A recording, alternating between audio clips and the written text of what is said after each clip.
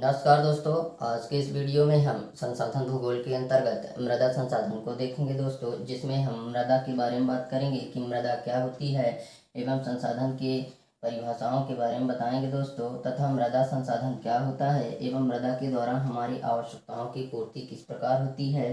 मृदा निर्माण की प्रक्रिया बताएंगे दोस्तों एवं मृदा निर्माण के कारकों को बताएंगे एवं मृदा के जो है तो प्रकारों के बारे में बात करेंगे कि मृदा जो भारत का अनुसंधान परिषद है दोस्तों, उन्होंने जो है तो भारतीय मृदा को 8 प्रकारों में विभाजित किया है। उन सभी के बारे में बात करेंगे दोस्तों। तो इस हिसाब से यह वीडियो काफ़ी इम्पोर्टेंट होने वाली है, तो वीडियो को प्लीज़ शुरू से लेकर लास्ट तक जरूर देखिएगा, और वीडियो अगर पसंद आए तो वीडियो को लाइक और शेयर जरूर करिएगा। तो चलिए दोस्तों, बिना किसी देरी के वीडियो स्टार्ट करते हैं, जिसमें हम देख लेते हैं मृदा संसाधन के अंतर्गत मृदा क्या होती है। तो दोस्तों, मृदा को जो है तो हम लोग अपनी भाषा में मिट्टी बोलते हैं, जिस पर हम लोग जो है तो निवास करते हैं। यह जो है तो भूमि की सबसे ऊपर की जो है तो दानेदार परत होती है, जिस पर हम लोग रहते हैं, हम लोग घर बनाते हैं और उसी के ऊपर हम लोग जो है तो कृषि कार्य करके अपना जीवन यापन करते हैं।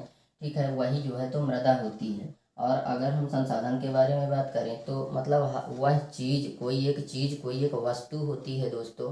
संसाधन क्या है? कोई एक वस्तु होती है जो हमारी ज़रूरत को पूरा करती है, उसे ही हम संसाधन कहते हैं। अब मृदा संसाधन की अगर हम बात करें तो जैसे ही संसाधन में हमने मृदा को जोड़ा, हमने मिट्टी को जोड़ा, वह जो है तो मृदा संसाधन कहला जाती है। क्या है कि मृदा भी, मिट्टी भी जो है तो क्या है, एक संसाधन है जो हमारी ज़रूरतों को पूरा करती है। यह एक निर्जीव संसाधन है। इसमें जो है तो जीव नहीं होता है, यह जो है तो बिना जान के होती है, जिसमें जान नहीं है। इसके बावजूद भी जो है तो यह हमारे जो है तो उपयोग में आती है, और हम लोग अपनी जो है तो इसके द्वारा जो है तो ज़रूरतों को पूरा करते हैं। ठीक है, और मृदा के द्वारा हमारे आवश्यकताओं की पूर्ति कैसे होती है? तो दोस्तों, जो मृदा है वह जो है तो हमारे आवश्यकताओं की पूर्ति कई तरह से करती है। जैसे वह हमें जो है तो जीवन का आधार देती है, और जो है तो पृथ्वी के ऊपर यानी कि भूप्रपट्टी पर निवास करने वाले विभिन्न प्रकार के जीव जंतुओं के लिए चारागाह उपलब्ध कराती है, घास उपलब्ध करवाती है, और जो है तो फसलें जो है तो उत्पादित होती हैं, जिसके द्वारा हम अपना जीवन यापन करते हैं। और मृदा के ही ऊपर आज जितना भी कुछ विकास हो रहा है, सब मृदा के ऊपर ही हो रहा है। जैसे कि मान लेते हैं, जैसे सड़कों का निर्माण हुआ है तो वह मृदा के ऊपर, मिट्टी के ऊपर ही हुआ है। और हॉस्पिटल, कॉलेज, स्कूल आदि जितनी भी चीज़ें हैं वो सब जो है तो मृदा के ही ऊपर हुई हैं। और जो है तो ट्रेनों का विकास भी मृदा के ऊपर ही हुआ है। तो इस प्रकार से मृदा जो है तो हमारी आवश्यकताओं की पूर्ति करती है। यहाँ तक कि मृदा को खुदाई करने के बाद हमें जो है तो ज़रूरत की खनिजें जो है तो खनिज पदार्थ हमें प्राप्त होते हैं मिट्टी को खोदने से। तो इस प्रकार से दोस्तों, मृदा हमारी आवश्यकताओं की पूर्ति करती है। और अगर हम मृदा के निर्माण की प्रक्रिया के बारे में बात करें तो मृदा निर्माण की जो प्रक्रिया है, मृदा जो है, मिट्टी जो है तो एक नवीकरणीय संसाधन है। ठीक है, इसको जो है तो पुनः से बनाया जा सकता है। नवीकरणीय का मतलब है कि जिसे हम पुनः से बना सकते हैं। इसके जो बनने की प्रक्रिया है वह जो है तो बहुत धीमी है। मतलब 1 मीटर की मिट्टी को बनाने में लगभग हजारों वर्ष लग जाते हैं। ठीक है, और इसके जो निर्माण में जो है तो चट्टानों का महत्वपूर्ण योगदान होता है, क्योंकि चट्टानों के टूटने से ही जो है तो मृदा का निर्माण होता है। और जीव जंतुओं के अवशेष, पेड़ पौधों की जो पत्तियां हैं वह जमीन पर गिर जाती हैं, जिसमें कार्बनिक पदार्थों का निर्माण होता है। वही जो है जिसको हम ह्यूमस बोलते हैं, उसके द्वारा जो है तो मृदा का निर्माण होता है। दोस्तों, यहाँ मृदा के निर्माण में जो है तो प्राकृतिक कारक जैसे तापमान, जलवायु और जल का बहाव, ये चीज़ें जो है तो बहुत महत्वपूर्ण योगदान देती हैं। और नदियों के द्वारा भी जो है तो क्या होता है कि मृदा को एक स्थान से काट कर दूसरे स्थान पर ले जाके जमा किया जाता है, तो कहीं ना कहीं वो भी इसके निर्माण में महत्वपूर्ण योगदान देती हैं। और मृदा के निर्माण में रासायनिक और भौतिक कारकों का भी बहुत महत्वपूर्ण योगदान होता है। इसके बाद हम देख लेते हैं दोस्तों, मृदा निर्माण के जो कारक होते हैं वो कौन कौन से हैं। जैसे उच्चावच, जलवायु, वनस्पति, जैव पदार्थ और शैल परत। ठीक है, उच्चावच जो होता है, जैसे जो आपको पता है कि जो पृथ्वी है, पृथ्वी का जो ऊपरी भाग, जो भूप्रपट्टी है, वह सभी एक जगह एक समान नहीं है। कहीं पर ऊंच है तो कहीं पर नीच है। तो ऊंच नीच आकृति को ही हम जो है तो क्या बोलते हैं, उच्चावच बोलते हैं। ठीक है। और वह जो है तो भूमि पर जो ऊंच नीच की आकृति है वह कहीं न कहीं मृदा के निर्माण में बहुत महत्वपूर्ण योगदान देते हैं।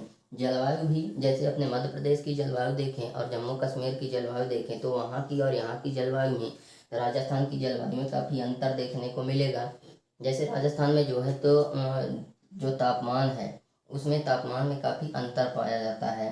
कभी जो है तो वहाँ का तापमान ज़्यादा बढ़ जाता है, कभी कम हो जाता है। तो ऐसी स्थिति में क्या होता है कि चट्टानें जो है तो प्रभावित होती हैं। जब तापमान बढ़ेगा तो चट्टानें जो है तो चट्टानों में फैलाव होगा, और जब तापमान घट जाएगा तो चट्टानों में सकुड़न होगा। तो फैलने और सिकुड़ने की स्थिति में वह चट्टानें टूटती हैं, जिससे मृदा का निर्माण होता है। और वनस्पति भी मृदा निर्माण में, और जैव पदार्थ और वनस्पति, ये दोनों जो है तो मृदा के निर्माण में महत्वपूर्ण योगदान देते हैं। क्योंकि पेड़ पौधे और जैवों के सड़ने गलने से, ठीक है, सड़ने गलने से जो है तो मृदा का निर्माण होता है। और शैल परत भी जो पर्वत होते हैं तो उनके जो है तो परतें जो होती हैं, पर्वतों की जो परतें होती हैं, उनके परतों के द्वारा भी जो है तो मृदा का निर्माण होता है। ठीक है। नेक्स्ट हम देख लेते हैं दोस्तों कि मृदा के जो प्रकार हैं, वो भारतीय कृषि अनुसंधान परिषद ने मृदा के जो है तो 8 प्रकार बताए हैं कि भारत में जो मृदा है वह 8 प्रकार की होती है, जिसमें से जो है तो जलोढ़ मिट्टी, काली, लाल, लैटेराइट, पर्वतीय और दलदलीय मिट्टी, इन और मरुस्थलीय व लवणीय मिट्टी। ठीक है। भारत की जो है तो मिट्टियों के 8 प्रकार बताए हैं: जलोढ़ मिट्टी, काली मिट्टी, लाल मिट्टी, लैटेराइट मिट्टी और पर्वतीय मिट्टी, दलदली मिट्टी, मरुस्थलीय और लवणीय मिट्टी। दोस्तों इन्होंने जो है तो 8 वर्गों में बांटा है, लेकिन इस पूरे भारत में जो है ना तो सबसे ज़्यादा जो है तो केवल 4 मिट्टियों का जो है तो क्षेत्रफल सबसे ज़्यादा है: जलोढ़, काली, लाल और लैटेराइट मिट्टी का। ये जो है तो 4 मिट्टियाँ जो है तो सबसे ज़्यादा मात्रा में पाई जाती हैं पूरे भारत के अंदर। तो हम इनके बारे में जो है तो सबसे ज़्यादा मतलब पूर्ण रूप से हमारा जो फोकस होगा इन 4 मिट्टियों पर होगा। इन मिट्टियों के बारे में भी हम बताएंगे, लेकिन इन मिट्टियों के बारे में हम विस्तार से जानेंगे। जलोढ़, काली, लाल और लैटेराइट मिट्टी के बारे में। जलोढ़ मिट्टी जो होती है भारत में सबसे ज़्यादा मात्रा में पाई जाती है दोस्तों। जलोढ़ मिट्टी, यह मिट्टी जो है तो जल के द्वारा बहा कर लाई गई मिट्टी को हम जलोढ़ मिट्टी कहते हैं। यह मिट्टी सबसे ज़्यादा जो है तो उत्तरी मैदान और तटीय मैदानों में जो है तो देखने को मिलती है। यह मिट्टी में जो है तो चूना और पोटेशियम की मात्रा अधिक होती है। लेकिन वैसे अगर हम बात करें तो इन जितनी भी प्रकार की मिट्टी हैं, सब मिट्टियों में जो है तो नाइट्रोजन, फास्फोरस और ह्यूमस की पूर्ण रूप से कमी ही होती है। ठीक है। लेकिन जो जलोढ़ मिट्टी है इसमें चूना व पोटेशियम की मात्रा अधिक होती है, लेकिन नाइट्रोजन, फास्फोरस और ह्यूमस की कमी होती है। जलोढ़ मिट्टी को जो है तो दोमट मिट्टी या कछारी मिट्टी भी कहते हैं। और यह मिट्टी जो है में धान सबसे ज़्यादा उपज देती है। इसके अलावा गेहूँ, बाजरा भी हम उगा सकते हैं, बट धान के लिए बेस्ट मिट्टी मानी जाती है जलोढ़ मिट्टी। यह मिट्टी जो है तो 2 प्रकार की होती है: बांगर और खादर मिट्टी। बांगर मिट्टी का मतलब है दोस्तों जो बंजर, जिसमें जो है तो आप किसी भी प्रकार की कोई फसल नहीं उगा सकते हैं।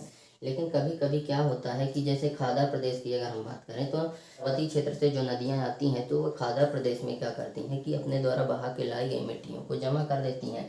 मतलब हर वर्ष जो है तो खादर प्रदेश पे अपनी मिट्टियां उड़ाती हैं। इसलिए जो खादर प्रदेश है वह बहुत उपजाऊ वाला क्षेत्र है। लेकिन अगर हम बांगर की बात करें तो जब कभी बाढ़ की स्थिति बनती है तब जाकर जो है तो मिट्टियाँ वहाँ पे जो है तो उड़ा पाती हैं नदियाँ बांगर प्रदेश में। इसलिए वहाँ पे जो है तो जैसे ज्वार हो गया, बाजरा हो गया, मोटी फसलें आप उगा सकते हैं, दलहन वाली फसलें आप उगा सकते हैं।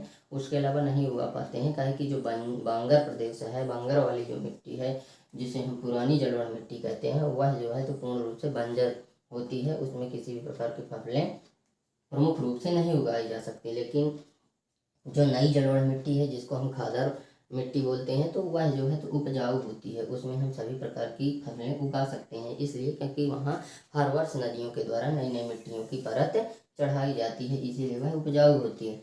अगर हम काली मिट्टी की बात करें तो यह मिट्टी जो है तो जैसे मान लीजिए ये जलोढ़ मिट्टी, जैसे मान लीजिए ये पर्वत है, ये पर्वतों से जो है तो नदियाँ क्या की तोड़ फोड़ करके इस प्रकार से बह रही। लेकिन जैसे ही यह मैदानी भाग पर पहुँचती हैं तो मैदानी भाग पर पहुँचने से क्या होता है कि जैसे पर्वतों में उनकी गति अधिक होती है, पर्वतीय ढलानों पर नदियों की, ठीक है, जल का गति अधिक होती है, जिसके कारण वह अपने साथ बहुत सारा कंकड़, मिट्टी, पत्थर वगैरह बहा के लाती। लेकिन जैसे ही वह मैदानी क्षेत्र में पहुंचती हैं तो वहाँ पे क्या होता है कि उनकी गति जब धीमी होती है तो जो भी वह अपने साथ बड़े बड़े पत्थर वगैरह लिए होती हैं उसको वहीं पे जमा कर देती हैं, जिसके कारण वहाँ पे नदियाँ दिखाई नहीं देती और जो है तो कुछ समय के लिए वहाँ रुकती हैं। ठीक है, तो ये जो पत्थर जमा की हैं इसको भावर प्रदेश बोलते हैं, जो मैदानी क्षेत्र के अंतर्गत ही आता है। भावर भावर प्रदेश। अब यहाँ कुछ समय के लिए नदियाँ रुकी हैं, जिसके कारण जो है तो वह क्या करती हैं कि जब रुकती हैं तो जो भी कुछ इनके साथ जो मालमा होता है, दलदली वाला भाग यहाँ पे निर्माण कर देती, वह मालमा को यहाँ जमा कर देती हैं, जिसे हम तराई क्षेत्र बोलते हैं। ये जो है तो क्या की वह दलदली मिट्टी जितनी भी थी यहाँ पे जमा कर दी जब रुक गए। उसके बाद जब थोड़ा आगे जाती हैं तो क्या करती हैं, रुकने के बाद जब वह फिर से यहाँ से चलना प्रारंभ करती हैं तो इस वाले क्षेत्र को हम क्या बोलते हैं, खालर प्रदेश। यहाँ पे अपने द्वारा लाई गई जो भी कुछ मिट्टियाँ होती हैं इस प्रदेश में लाकर जो है तो क्या करती हैं, ये जमा कर देती हैं, जिससे यहाँ पे जो है तो अच्छी उपज होती है, कृषि फसलें अच्छे तरीके से कृषि फसलों में उपज ली जा सकती है। ठीक है, लेकिन जब कभी कभी क्या होता है कि बाढ़ की स्थिति बनती है तो यही मिट्टी जो है तो मिट्टी का कुछ भाग आकर यहाँ पे बांगर प्रदेश में आ जाता है। बांगर प्रदेश में जब जो है तो कुछ भाग चला जाता है, जिसके कारण क्या होता है, बांगर प्रदेश में जो है तो जाने के बाद वहाँ पे कुछ मोटी फसलें जैसे ज्वार बाजरा वगैरह आप उगा सकते हैं। ठीक है, तो इस प्रकार से जो है तो और ये वाला पूरा क्षेत्र जो है तो ये मैदानी क्षेत्र है, क्योंकि पर्वतीय क्षेत्र तो ये है, यहाँ से उतर के आई हैं तो ये पूरा मैदानी क्षेत्र कहला गया।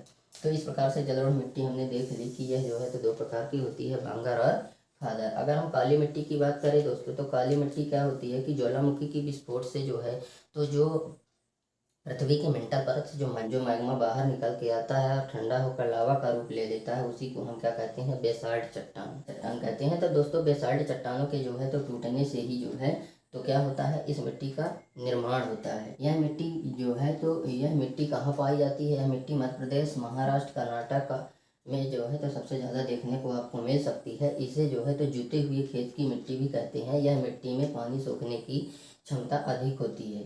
ठीक है, और इस मिट्टी में दरारें होती हैं, उसी कारण जो है तो इसको जूते हुए खेत की मिट्टी भी कहते हैं। इस मिट्टी का जो रंग है वह काला इसलिए है, टिटेनी फेरस मैग्नेटाइट के कारण यह मिट्टी का रंग जो है तो काला होता है दोस्तों।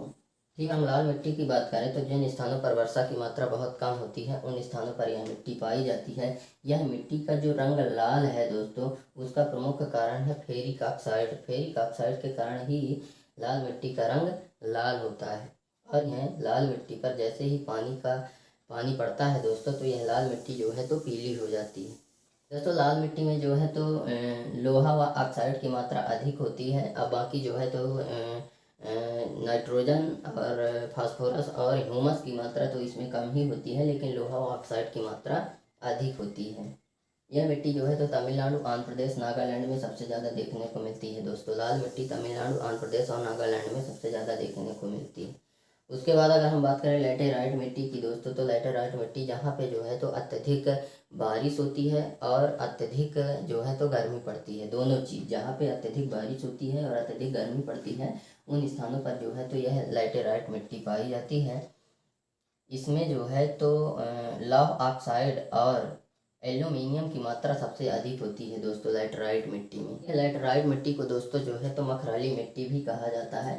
इसके अलावा जो है तो हम देख लेते हैं जो यह पर्वतीय मिट्टी है, तो पर्वतों से जो है तो यह मिट्टी आपको पर्वतीय क्षेत्रों में देखने को मिलेगी। जम्मू कश्मीर, लद्दाख वगैरह जो है तो पर्वतीय मिट्टी में ही बने हुए हैं दोस्तों। और ये अगर दलदली मिट्टी की बात करें तो यह जो है तो जो कार्बनिक पदार्थ का निर्माण होता है दोस्तों उसे हम ह्यूमस कहते हैं। ह्यूमस कैसे बनता है दोस्तों, यह जो पेड़ पौधे होते हैं और जीव जंतु होते हैं उनके सड़ने गलने से एक कार्बनिक पदार्थ का जन्म होता है जिसे हम ह्यूमस बोलते हैं। तो यह मिट्टी में सबसे ज़्यादा ह्यूमस की मात्रा होती है दोस्तों दलदली मिट्टी में। और इसमें जो मरुस्थलीय मिट्टी की अगर हम बात करें तो यह राजस्थान में सबसे ज़्यादा देखने को मिलेगी दोस्तों, काहे कि वहाँ पे जो है तो नमी की कमी होती है। मरुस्थलीय मिट्टी मतलब ऐसी मिट्टी जिसमें नमी की कमी हो, ठीक है, उसे हम जो है तो मरुस्थलीय मिट्टी कहते हैं। और लवणीय मिट्टी वह होती है जिसमें लवण की मात्रा यानी नमक की मात्रा अधिक होती है, उसे हम लवणीय मिट्टी कहते हैं। कौन सी मिट्टी बोलेंगे जिसमें नमक की मात्रा अधिक होती है दोस्तों, उसको हम लवणीय मिट्टी बोलेंगे। और यह जो है तो लवणीय मिट्टी को रेह, कल्लर और ऊसर के नाम से भी जो है तो जाना जाता है। लवणीय मिट्टी को रेह, कल्लर और ऊसर के नाम से जाना जाता है। यह मिट्टी आपको जो है तो सबसे ज़्यादा गुजरात में देखने को मिलेगी। तो दोस्तों इस प्रकार से जो है तो आज का हमारा ये टॉपिक यहीं पे समाप्त होता है। उम्मीद करते हैं कि यह वीडियो आप लोग को अच्छे तरीके से समझ आ गया होगा। तो वीडियो अगर पसंद आया हो तो वीडियो को लाइक और शेयर ज़रूर करिएगा। और अगर अभी तक आप लोगों ने हमारे चैनल को लाइक और सब्सक्राइब नहीं किया है तो प्लीज़ लाइक और सब्सक्राइब कर दीजिएगा और बेल आइकन भी प्रेस करिएगा ताकि हमारी नई नई वीडियो की नोटिफिकेशन आप तक सबसे पहले मिले। तो आज के लिए बस इतना ही। मिलते हैं आप सभी से नेक्स्ट वीडियो में। जब तक के लिए जय हिंद।